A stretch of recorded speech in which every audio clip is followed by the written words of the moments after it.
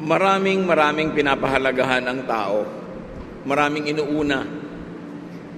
Many priorities occupy front seats in our lives. At meron tayong nalilimutan at yung kuminsan ay ating dapat alalahanin, happiness naman. Yan ang pamagat ng ating pag-aaral. Make room for happiness in spite of your many prerogatives and priorities. Salamat, Panginoon, dahil kami ay mahal nyo at gusto nyo kaming maging masaya. We thank you, Father, that you are concerned about us and you want us to be happy, to be fulfilled, to have a fruitful, meaningful life. At sa pag-aaral namin ng iyong kalooban, Panginoon, pagkalooban nyo kami ng karunungan kayo maunawa, masundan, at ng aming makamit ang plano nyo para sa amin. We ask you to teach us. Hold us by the hand and guide us through life. At ngayon, Panginoon, nang hinalangin namin, kayo po ang maging tagapagsalita, kayo ang mangaral. Gamitin nyo lang ang inyong lingkod, ngunit tinig nyo ang nais naming marinig at sundin. Bless your people. Lift up your holy name, and we praise and thank you in the name of your Son, Jesus. Amen. People expend their energies, their time, their lives on many issues like survival. Inuubos at ginugugol ng tao ang kanyang lakas para lang mabuhay. Trying to live, maghanap buhay, o kaya people expend their lives on duty. Mga I must, mga kailangan kong gawin kahit hindi ko gusto, hindi masarap sa akin, pero dapat. People expend their lives on career sometimes, on mga issues that I should become, I should be like this, I should achieve this and that. And some people expend their lives on pride. Mga kailangang patunayan, abutin, may mga dapat higitan. And yet many others expend their lives on gathering treasures. Habang buhay at walang tigil na pag-iipon, pagpapayaman, pag-iimpok, pagpapalaki ng mga ari-arian. Then people grow old, become less and less mobile, and die. Mabuti kung ganon. Pero meron sa kalagitnaan ng kanilang mga paggawa ng duties, sa pag-survive, sa pag-iimpok, sa pagpapayaman, sa pagpapataas ng achievement, sa pag-intindi sa pride, inaabutan ng kamatayan ng wala sa lugar. At wala sa panahon, batang-bata, hindi pa nagmi-midlife or just in the middle of life, people die. And then you ask yourself, is this what life is all about? Ang buhay lang ba ay para maghanap buhay? Para tuparin ang mga tungkulin? Para i-advance ang karir? Para patabain ang ego? Payamanin ang pride? O magpayaman at patabain ang bulsa? James 4:14. What do you know about tomorrow? How can you be so sure about your life? It is nothing more than a mist that appears for only a while before it disappears. Ano daw ba ang buhay? Ano ba ang katiyakan ng buhay? Para lang daw itong bahagyang usok na sandaling-sandali lamang na nakikita at pagkatapos ay naglalaho rin. Is life really only for and about survival and duty or career or pride, or gathering treasures, or whatever else you have in mind that preoccupies you right now? Ano ba ang pinagkakaabalahan ng tao, pinag-uubusan ng panahon, hanggang makamatayan? Yun lang. Tapos mamamatay na ang tao? How about happiness? Paano naman ang kaligayahan? Life is not just about survival. Wala namang nung mamamatay na ay nagsisising, hindi pa siya naghanap buhay. Matthew 6:5, Jesus says, I tell you not to worry about your life, meaning your survival. Don't worry about your having something to eat, drink, or wear. Isn't life more than food or clothing? So Jesus says life is more than just basic needs. It's more than just surviving. Life is more than just survival.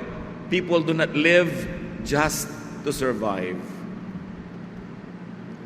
Sayang naman yung pinaghalo pa ang Espiritu ng Diyos at ang lupa para magkaroon ng isang taong merong kanyang personalidad, kanyang individual traits, kanyang giftings, talents, para lang mag-survive. Tapos mamamatay na rin, wala nang nangyari, wala nang na-achieve, walang kahulugan.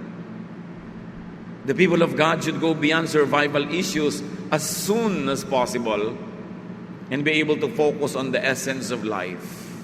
Nakakalungkot na maraming tao, mamamatay na lang sa katandaan, survival pa rin ang issue. Paano pa rin magkaroon ng food, drink, and shelter? That's why we should always work early, work hard enough to graduate from grinding poverty as soon as possible, to be able to transcend survival levels in spite of the many needs of life, to make room for higher pursuits.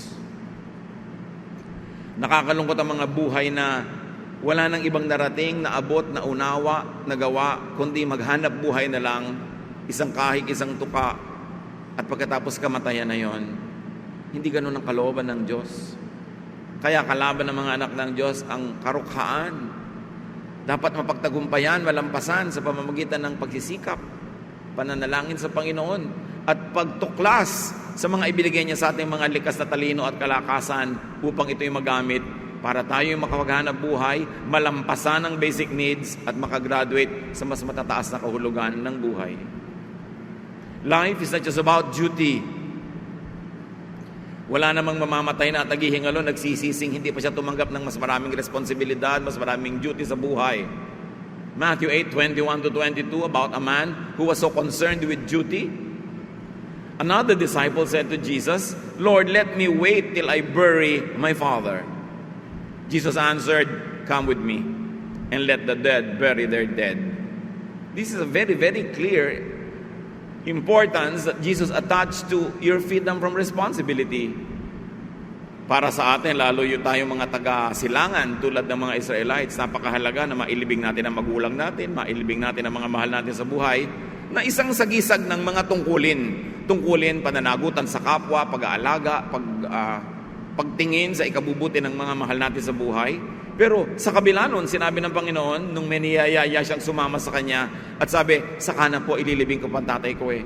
Sabi, hayaan mo na yung mga patay ang maglibing sa patay, ang aasikasuhin natin ay ang mga buhay, sumama ka na sa akin, ngayon na.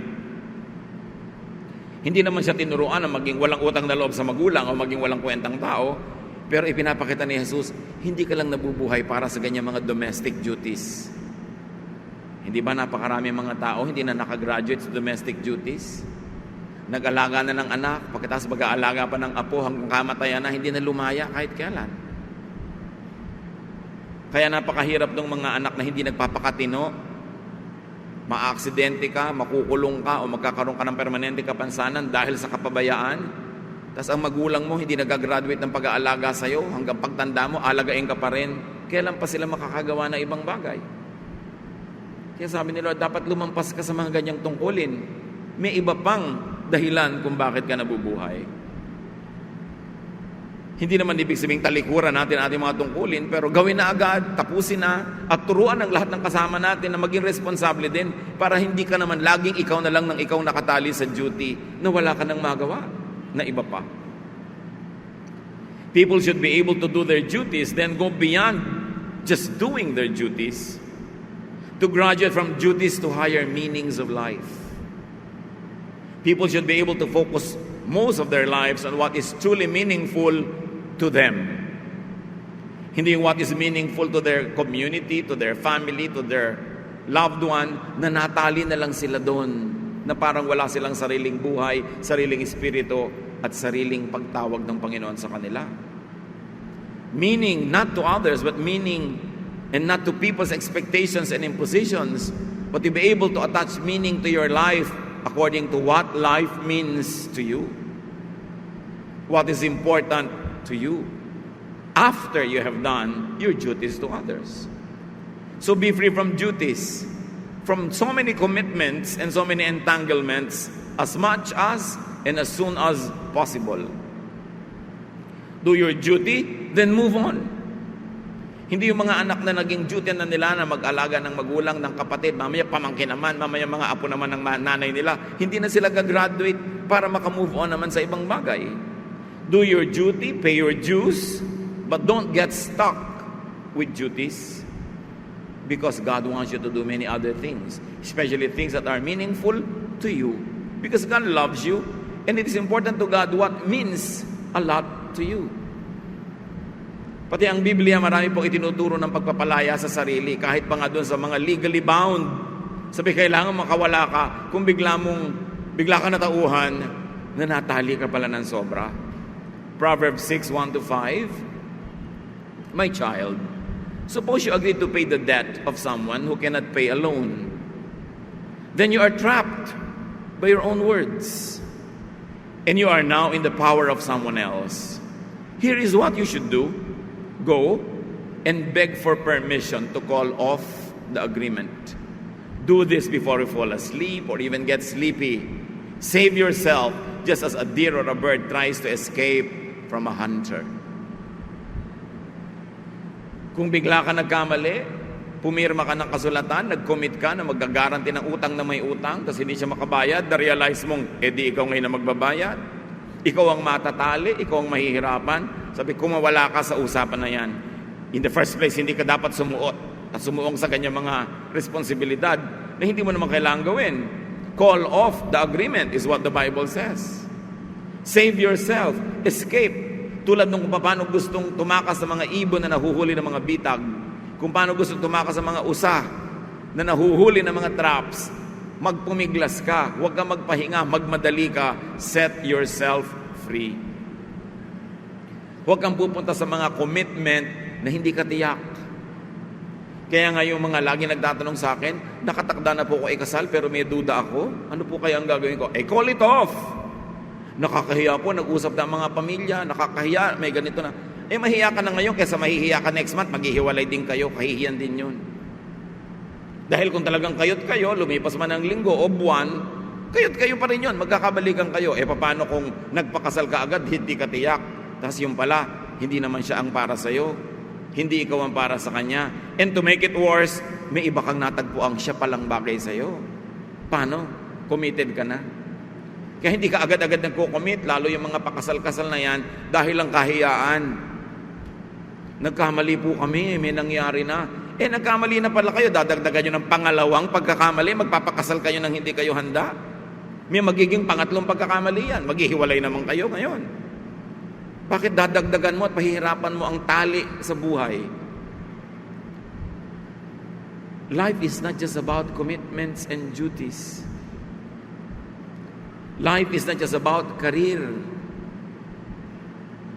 Merong hindi na matapos-tapos sa pakikipagpaligsahan, pakikipag-contest. Na-prove na ang lang dapat ng i-prove, na panalunan na ang dapat ng panalunan, nakuha na ang lahat ng dapat kuhaning tagumpay, ayaw pa rin tumigil. Wala namang nung mamamatay at naghihingalo, nagsisi na hindi pa siya nagdagdag ng career, nagdagdag ng award, nagdagdag ng ganito at ganong karangalan sa kanyang buhay. Ecclesiastes 4:4, Then I realized that we work and do wonderful things just because we are jealous of others. This makes no more sense than chasing the wind. Sabi niya, alam niyo na pag-isip-isip ko, ang daming ginagawa ng tao, na kaya ka lang talagang nagpapakahusay, nagpapakagaling, meron ka lang gustong talunin. Nagpapaka first honor ka, hindi dahil talagang uhaw na uhaw ka sa karunungan, at gustong-gusto mong matuto, gusto mo lang mas mataas ang grade mo kaysa doon sa katabi mo. Palaki ka ng bahay, hindi naman dahil kailangan mo, kundi dahil gusto mong talunin yung isang kumari mo sa kabilang barangay na ang laki ng bahay. Sabi, ang dami nating ginagawa. Nahihirapan tayo, nagpapagod, nagsasakripisyo, tinitiis na malayo sa mga mahal sa buhay, tinitiis natin na mawala ng mga kaibigan, tinitiis natin ang hirap. Para ano? Para ka lang maging number one? Hindi naman lahat ng nagiging number one masaya. Hindi naman lahat ng nananalo o may napakalaking karir, talagang masaya sa buhay. People should not waste their lives building careers only because they are jealous or envious of others. At kahit ikaw pa ang manalo sa takbuhan na yan, sa takbuhan next year, may mananalo ng iba. Sabi nga ng Desiderata, do not compare yourself with others. For always there will be the better and the lesser person than yourself. So be happy achieving, be happy doing great things, but do not achieve more than you need in life, and do not sacrifice so much just to achieve, just because you are running a contest with the whole of humanity. It is vanity, it is a chasing after the wind. Sayang ang life, sayang ang time, sayang yung months and years. Careers do not define life. Careers can add spice to life. Careers can bring good things to life, but you don't live and you don't dedicate your entire life just to have a career. Life is not just about pride or honor or image. Wala namang namamatay itong naghihingalo, nagsising sayang, hindi ko pa nadagdagan ang pride ko. Sayang, mas hindi ko napaganda ang image ko. Lagi ang pinanghihinayangan, sayang, hindi ako nakapag-Google ng maraming panahon, nakasama kayo ng mga mahal ko sa buhay. Sayang, hindi ako nakapasyal ng mas marami pa. Sayang, hindi tayo tumawa at kumain ng mas marami pang beses, mga mahal ko sa buhay. People work, sacrifice, do all sorts of things just to feed their ego, their pride, and their image. Aanin mo ang image. Ang mahalaga, masaya, payapa, tahimik ang buhay. Marami mga magulang, sobrang i-drive ang mga anak, minsan to the point of cruelty, just because of image, just because of what people will say. Kailangan mag-pretend ka, kailangan mukha kang mahusay for the sake of what people will say.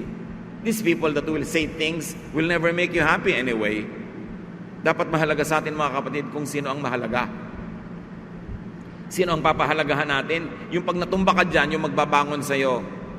Yung pag nagkasakit ka, mag-aalaga sa'yo. Yung pag namatay ka, maglilibing sa'yo. Yun ang mahalaga. Hindi mga kapitbahay na chismosa. Hindi mga critics sa kailangang impresen. Ang mahalaga, yung taong nagpapahalaga rin sa'yo. Kadalasan nalilimutan natin yon.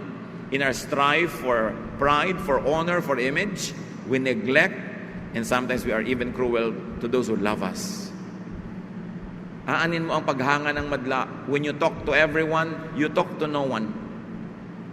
When everyone adores you, it doesn't mean any one of them in particular loves you. Kaya dapat pinapahalagahan natin. Bakit? Again, sayang ang panahon. Sayang ang buhay. What is life? Sabi sa Bible, 70 years. At kung malakas ka, 80. Kung sobra kang pinapalad, baka madagdagan pa. Pero pagkatapos noon, the dust returns to the ground where it came from, and the spirit returns to God. Sayang yung buhay kung hindi ka naging masaya. Kung hindi ka nagpasaya ng mga nagmamahal sa'yo, at hindi ka naging mapayapa at tahimik. Feeding one's pride is a waste of time, talent, and energy, and a waste of life itself. 1 John 2:16, our foolish pride comes from this world, and so do our selfish desires and our desire to have everything we see. None of this comes from the Father. Sabi lahat ng ito yung mga kahangalan lamang. Mga paghahangad na nanggagaling lang dito sa lupa, hindi ito nanggagaling sa langit. Wala itong kahihinatnan at walang mapapalang mabuti ang mga taong gugugulin ng panahon nila sa pride of life, lust of the flesh, and lust of the eyes. Life is not just about gathering treasures. Up to a point, it is important to have treasure. Pero dapat alam natin kung hanggang saan lang ang necessary, because every treasure we add to our lives, sometimes ang mahal ng bayad. We pay with time, we pay with talent, we pay with other treasures, and most of the time, we pay with relationships. Na sa pagpapayaman, kumisan ang nasa-sacrifice, aking pakikipagmabutihan sa kapwa. Sabi ng Panginoong Jesus sa Matthew 6:19, don't store up treasures on earth. Moths and rust can destroy them, and thieves can break in and steal them. Sa isang iglap, lahat ng iniipon mo pwedeng manakaw, pwedeng masunog, pwedeng bahain, pwedeng matabunan ng lahar. Ang daming dilubyo na pwedeng mangyari sa iniipong kayamanan. Hindi naman sinasabing huwag kang magkaroon ng sobra, pero huwag kang magpakasobra-sobra sa paghanap ng sobra dahil maraming masasakripisyo sa buhay. There is no need to expend energy gathering more than what one needs. Never try to satisfy your wants. You can never do that. Your needs, that's all right. Exodus 16, 15 to 20. Nung nasa disyerto ang mga Israelita, wala silang pagkain, nagpapaulan ng tinapay ang Diyos mula sa langit.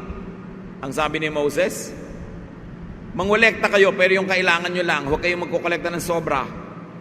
The people had never seen anything like this and they started asking each other, what is it? Moses answered, this is the bread that the Lord has given you to eat. And He orders you to gather about 2 quarts for each person in your family. That should be more than enough. They did as they were told. Some gathered more and some gathered less according to their needs, and none was left over. Moses told them not to keep any overnight. Some of them disobeyed. But the next morning, what they kept was stinking and full of worms, and Moses was angry. Napakaganda ng lesson ito eh. Nagpapaulan ng Diyos ng tinapay sa disyerto. Pinapatunayan niya na mahal niya ang mga tao at ibibigay niya ang kailangan. Sabi ni Jesus, sabi ni Moses, kada tao sa inyong pamilya, ganito lang ang toka, ganito lang ang takal na dapat niyong kolektahin para sa isang araw lang. Huwag kayong magtatabi ng sobra sa gabi para kinabukasan. Ang gusto kasi ng Panginoon, ibigay sa iyo yung kailangan mo kung kailan mo kailangan, hindi yung nakareserba. Dahil mamaya, hindi ka na sa Panginoon umaasa, doon ka na sa nakareserba umaasa. Yung iba ng daya, nangolekta sila ng kailangan nila maghapon, plus sobra para bukas. Kinabukasan, anong nakita? Inuuod, nabubulok, umamoy, umalingasaw. Nalaman ni Moses, aha, kayo yung mga hindi sumusunod. Sinabi ng yung kailangan nyo lang ang kunin nyo dahil bukas, nandun uli ang Diyos para sa kailangan nyo bukas. Yun ang gusto ni Lord ng magandang relasyon niya sa tao. Interdependence. Or dependence on the side of people. Dependence on God. Pero yung iba, ginagamitan nila ng utak, I will collect more. Iba na yung may nakatabi. Pero dahil yun ang hindi gusto ng Diyos, nabulok ang mga itinatabi nila. At hindi ba, kahit naman sa buhay natin mga kapatid, kung minsan ang dami mong itinabi, sa kagustuhan mong dun umasa ng security, pero wala, nananakaw, nadedenggoy, nawa 1, 2, 3, nauutang ng iba, nawawala rin. Hindi maasama na mag-ipok ng konti. Pero huwag iasa doon ang ating security. Tomorrow will have needs, and the needs of tomorrow will be met by our God, who is still God tomorrow. Para hindi tayo sobrang maaligaga at mapagod. May oras ng trabaho at oras ng pahinga kada araw, kada linggo, kada buwan. Huwag patayin ang sarili sa sobrang pag-iimpok para sa darating na bukas na maaaring wala ka na pagdating noon dahil sobra ka nang napagod. Sa Luke 12, 15 to 21, sabi ng Panginoon, then He said to the crowd, don't be greedy. Owning a lot of things won't make your life safe. So Jesus told them this story. A rich man's farm produced a big crop. And he said to himself, what can I do? I don't have a place large enough to store everything. Later he said, now I know what I'll do. I'll tear down my barns and build bigger ones where I can store all my grain and other goods. Then I'll say to myself, you have stored up enough good things to last for years to come. Live it up, eat, drink, and enjoy yourself. But God said to him, you fool, tonight you will die. Then who will get what you have stored up? This is what happens to people who store up everything for themselves but are poor in the sight of God. Don't get the lesson wrong. Hindi masama mag-ipon, maglagay ng mga bangan, ng mga storage, pero not at the expense of your spiritual and emotional wealth. Kaya yung tao dito sa kwento, sobrang nag-ipon, nagpalaki ng mga taguan, at sabi niya, wow, makaka-relax ako buong buhay, ang dami ko nang may enjoy na nakatago. Sabi ng Panginoon, you're a fool, because today you will die, tomorrow you will not be around to enjoy what you have worked for. Sobrang inubos mo ang oras mo sa pagtatrabaho, pagpapalaki ng mga taguan mo ng kayamanan, napagod ka ng napagod, pero hindi mo na ma-enjoy ang bunga nun kasi bukas patay ka na. At ito daw ang paningin ng Panginoon sa mga taong walang ginawa kundi pag-ipunan ng tungkol sa kanilang sarili, pero ang totoo noon sa tingin ng Diyos, napakahirap nila, napakamaralita nila, kahit marami silang material wealth. Poor in the sight of God could mean sinful, unspiritual, but it could also mean deprived of peace, deprived of rest, pleasure, and happiness, which is what Jesus wants for us. Sabi niya, come to me all of you who are tired and heavy laden, I'll give you rest. I'll give you what you need. I'll give you peace. And Solomon, in all his wisdom, says, it's very, very important to enjoy life, to have pleasure, to enjoy life with the ones that you love. And people who don't enjoy life with the ones that they love, people who don't have peace, people who don't have comfort, rest, because they are killing themselves trying to do their duties, to survive, trying to make wealth, trying to expand their horizons, trying to fill their ego with achievements. Ang tingin ng Panginoon sa mga taong ito, mahirap. Kasi yung tunay na kayamanan na gusto ipagkaloob ng Panginoon, kapayapaan, katahimikan, kasiyahan, kaligayahan, wala sa kanila. So mahirap sila.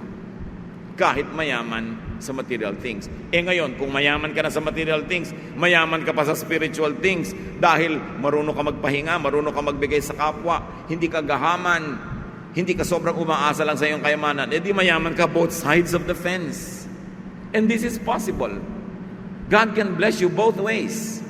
Just don't be blinded by fear of hunger, by fear of abandonment, because God never leaves us nor forsakes us. Because God is here today, and He's the same yesterday, today, and tomorrow. Living for survival, duty, career, pride, gathering treasures, meaning living for non-essentials, could rob one of what are essential in life, like enjoyment, rest, peace, love, godliness, and happiness. The wisest man that walked the face of the earth, definitely the biggest giant in terms of wisdom in the Old Testament, Solomon says, this is what life is all about. Be happy and enjoy it. And Jesus, the giant of all time, and definitely the most important character of the New Testament, says, I want to give you rest. Love people. Be in love with life.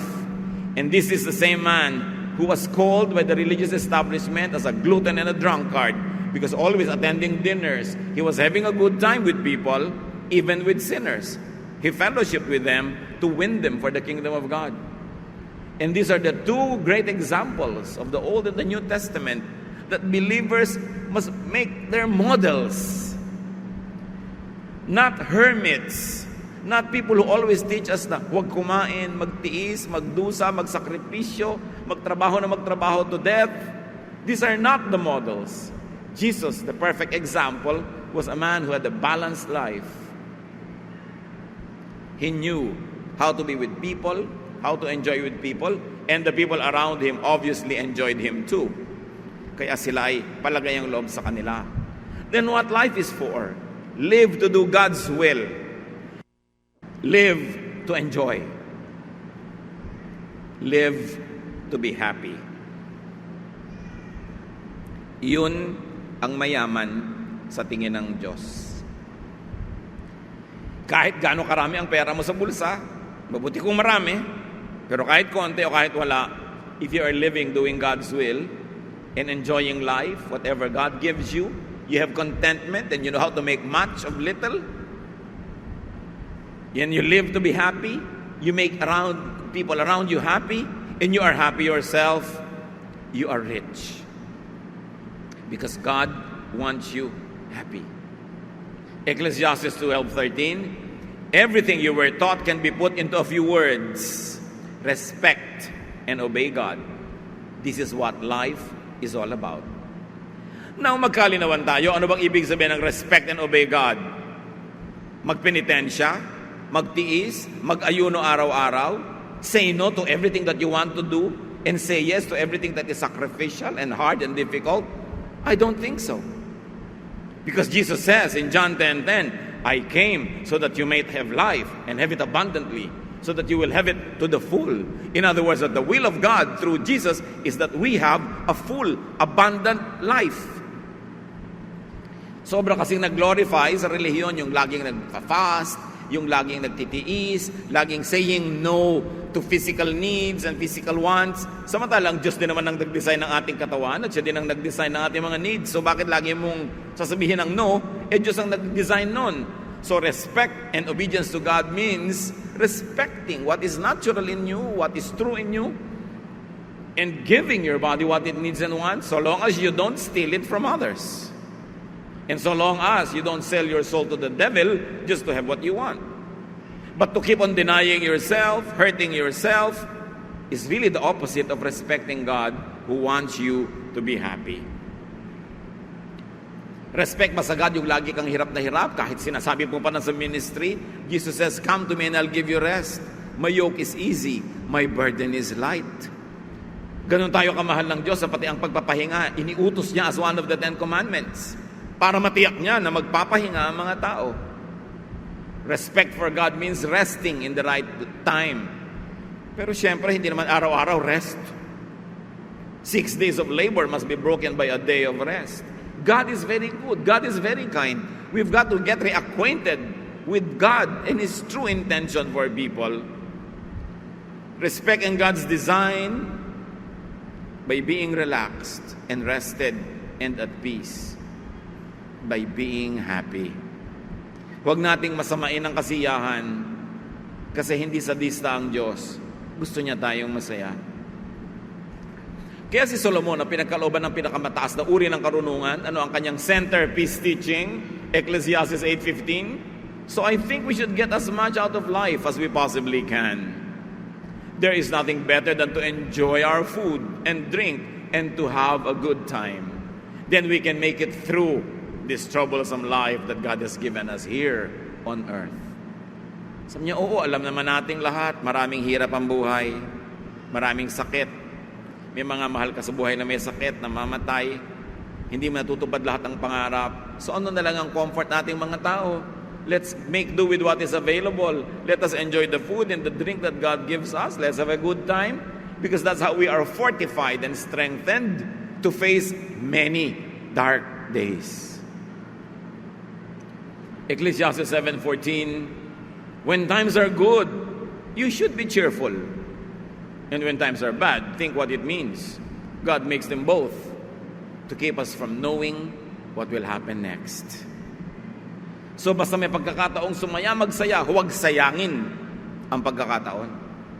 Pagkakataon ng sumaya, may naglilibre, kain. May naghahanda, pumunta ka, mag-enjoy ka. Kasi may mamamatayan din. Pupunta ka rin, mag-aabuloy ka, malulungkot ka, makikipaglibing ka rin. Kaya marambuti na yung maraming baon na kaligayahan sa buhay para may nawi-withdraw ka na happiness in times of sadness, at ang balance mo pa rin dapat, kahit maraming nawi-withdraw, happiness pa rin. Mag-ipon ka ng maraming happiness sa puso. Create good times so you would be happy. Laging mag-imbento ng kasiyahan, basta hindi masama. Hindi nakakasama sa kapwa at sa'yo. Laging pasayahin ang sarili. Do not create bad times. Do not intentionally do things that make you sad. Ang dami niyan. Sa airport, iiyak ka ng mga mahal sa buhay kasi hiwalay yan. Magkakahiwa-hiwalay. Tapos tatanungin mo, sino bang namuwersa sa inyo na mag-abroad? Wala po. Pero meron kaming ambisyon. We need a house. Meron kaming mga plano. Kailangan namin ito. Kailangan namin ng maraming cellphone na iba-ibang kulay. Meron kaming balak. In other words, mapupunta ka dun sa survival, duty, pride, achievement, career. Pero hindi naman talaga sila pinipilit ng Diyos maghiwalay, pero talagang iiyakan ko, takot-takot. Bakit yung ginagawa yan? Malungkot pala kayo. Kailangan po. Gaano katagal yung kailangan? Hanggang ilang taon yan abroad? Hanggang May po. Hanggang May langis. walang uwian hanggang may langis sa Arabia. Di nalungkot ka. Ang tagal-tagal nun. O dumadami yung pera mo, nagkakabahay kayo, pero masaya ba kayo? Tapos uuwi na lang siya kung minsan, nakakahuna, patay na. O uuwi siya, libing na ng mahal sa buhay. Ganun ba yun? Alam natin, meron tayong economic realities. Pero timbangin mo, kapatid, kung sulit yung ibinabayad mong lungkot sa napapala mo para doon sa mga pinag-usapan natin, pinag-uubusan natin ang panahon. Yung mga paghihiwalay at paglalayo na hindi naman kailangan, di self-inflicted na sadness. Kung minsan hindi lang sadness dahil mamaya nararahuyo, na-attract sa iba pag matagal nang wala. Bitterness naman, anger, acrimonious separation, nasisirang mga pamilya. Isipin kung sulit. Paggawa ng mali, pagsira sa sarili, sobrang bisyo, pagpapatalo ng mga kinikita sa mga pagsusugal. Sasaya ka ba sa ending niyan? Ang daming bayad niyan. Siyempre, pag nagbabayad tayo, marunong ka dapat debit, credit. Sulit ba? Ano yung mga naging credit sa buhay ko nito? Kailangan iniisip. Ang mahalaga, masaya. Some basic needs have to be met, and beyond that, you should prioritize being happy. Lagi mong itatanong, kapatid, nakakapagpasaya ba yan? Sabi ng asawa mo, yung manugang mo, kailangan nating kontrolin, ganyan-ganyan, ganyan-ganyan. Pero ang itatanong mo, nakakapagpasaya ba yan? Gagawin mo na yan, my wife, sa ating manugang. Sabi ng wife sa anak, sa kanyang asawa, huwag na tayong pumunta sa birthday ng nanay mo. Ang nanay mo nakakainis, bla bla bla. Pero ang tanong, nakakapagpasaya ba yung gusto mo? Umalalayo ang loob mo sa magulang ko, mahahati ako, mag-aaway-away tayo. Nakakapagpasaya ba yan? Pati sa mga ginagawa natin sa buhay, gusto natin napaka-engranding debut. Ang itatanong nyo, sasaya ba tayo o may stress? Magkakanda utang-utang tayo para maghanda ng kutakot-takot. Nakakasaya ba talaga yan in the long run? Kasi dapat nakakasaya. Huwag tayong umimbento ng mga activities na nakakapagpalungkot. Like, nag-away kayo, binabati ka na, ayaw mo pa. Nakakapagpasaya ba yan? Ba't di ka nalang makipagkasundo na para sumaya na kayo? Ay, ayoko pa. Di huwag ka na makipagkasundo buong buhay. Hindi naman, makikipagkasundo rin ako next month. Ba't tatagalan mo pa? Di ngayon na. Para sumaya na kayo. Bakit tayo gumagawa ng lungkot? Sa dinami-rami ng ginagawa, mga kapatid, sa inaatupag at inuuna, happiness naman. Sabihin nyo nga, sa katabi nyo yun. Kung sa pamilya nyo, laging nag-aaway-away ng konting mana, bulok na piano, isang dangkal na lupa sa kuko. Sabihin nyo, mga kamag-anak kayo, happiness naman tayo. Tama na yung mga gulo na yan, bigaya na lang dahil magkakandamatay na tayo, tatanda na tayo. Happiness naman. Tama na yung sobrang mga sakripisyo, gulo, contest. Dapat happiness naman. Para kung namatay ka, nakangiti ang iyong bangkay. Kasi nakakita na ba kayo ng bangkay na nakaratay na nga ganun sa kanyang kabaong, mukha pa rin talagang nahihirapan. Kasi nakamatayan na ang hirap. Pasayahin ang buhay. Yan ang gusto ng Diyos para sa atin. Let others live to do God's will, not yours. At syempre, sa pagpapasaya ng buhay, hindi lang buhay mo, buhay din ng kapwa. Do not dominate others. Hayaan mong hanapin nila ang pangarap nila, sundin nila ang kagustuhan nila, ibigin nila ang gusto nilang ibigin, mahalin nila ang gusto nilang mahalin. Kasama yan sa pagpapasaya ng buhay. Hindi dinidikta sa mga anak kung sinong mamahalin nila. Bagamat we can advise, and because of experience, many parents can detect a problem in-law to be. Kaya makikinig kayong mga anak sa mga magulang, but at the end of the day, yung magpapakasal, yung iibig, ang magpapasya. At ano man ang gawin niyang pasya, lalo't pinakasalan at asawa na, mga biyanan, tanggapin nyo na ng buong buo. Kasi asawa na yan ang anak nyo. Magulang ng inyong apo. Ayaw nyo pang tanggapin, iniirap-irapan nyo, sinisipa-simangutan. Nakakapagpasaya ba yan? Yun ang tanong. Ano ba makakapagpasaya? Di tanggapin mo na, total miyembro na ng pamilya mo. Nakakabit na sa kanya yung apelyido nyo ng inyong marangal na angkan. Di tanggapin mo na para masaya. Do God's will, not yours. Let others live to enjoy their way in their terms, not in your terms. Malakas magpalungkot yung dinodomina mo ang kapwa. Ikaw ang nagdidikta sa kanya kung paano siya mabubuhay. Not even God does that. Let others live to be happy. Gawin nating ministry, mga kapatid, magpasaya ng kapwa. Yung iba, ang daming ministry sa church, ha? Makuba-kuba na sa ministry. Wala nang oras sa sarili at sa pamilya sa ministry. Pero wala namang napapasaya. Yung iba nga, ang ministry pa, mamintas. Mang-chismis, mang-judge. Look, magpasaya tayo ng kapwa. Ang magandang mission yun. Kahit wala kang doktrina, kahit wala kang official title, pag nagpapasaya ka ng kapwa, ang tingin sa'yo ng Diyos, ang galing-galing na worker, ang yaman-yaman, ang buti-buti. Kasi ang ministry ni Jesus, magpasaya ng tao. Tumanggap ng tao, magmahal sa tao. Set people free, especially if you have the power over them. Power is given by God. Use power to act like God, and God loves. God sets free. God nourishes. Kung tayo nakakahiram ng kapangyarihan, ano man yon, gamitin natin para magpasaya, hindi para magpalungkot. Gamitin natin para magbigay, hindi para magnakaw sa kapwa. Gamitin natin to make the world a better place. And always ask the question, pampasaya ba yan? Pag meron kayong tantrum, meron kayong palabas sa buhay, may arte, itanong mo muna sa sarili mo, manalamin kayo kapatid, sabihin nyo, pampasaya ba ang arte mo? Kung hindi, tigilan. Sayang ang buhay. Sayang ang taon, ang buwan, ang linggo, ang araw, ang oras. Kung lungkot, imbes saya ang ating kapiling. Sa mga puro na lang survival, duty, career, pride, gathering of treasures, happiness naman. Life is short. Happiness for you and your loved ones, and very especially, happiness for those who love you. Pasayahin natin yung mga nagmamahal sa atin. Huwag natin silang laging punuin ng worry, pag-aalala. Patahimikin natin ang loob nila. Mga anak, kung gusto ng mga magulang yung umuwi kayo ng maaga para mapayapa ang loob nila, pasayahin nyo sila. Huwag yung papag-alalahanin. Be responsible parents para ang mga anak hindi natatakot, na-insecure about their future.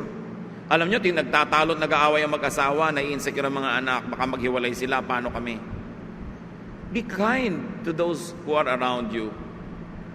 Why do things that prevent happiness? This is the greatest deception of the devil.